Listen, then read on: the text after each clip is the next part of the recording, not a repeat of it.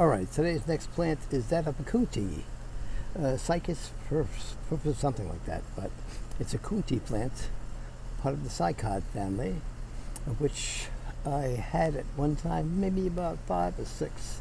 The diune I had growing in front of the house would happen to be huge, and that was a success.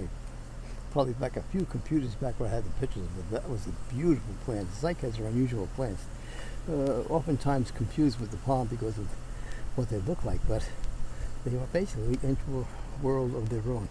This one, Coontie, is quite popular with landscapers because it gets used as a landscaping plant or a border plant, and they grow to about 18 inches in height, get nice and thick, and every once in a while you see them produce a what you call a seed pod.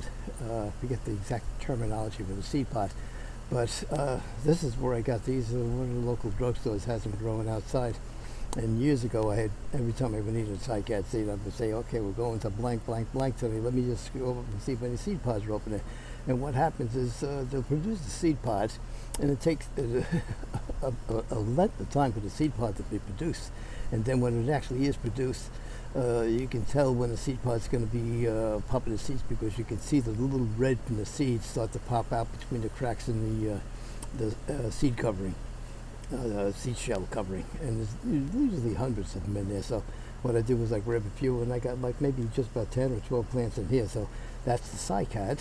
I think it's for something, a freaking racket. I can't think of it at the moment, but please like the video, subscribe to the channel, and we're going to go through all the plants. And right now I'm just getting this because I'm trying to figure out how to move from my piece of computer crap to the other one that my other son gave me, and see if I can turn that on and get that thing to work.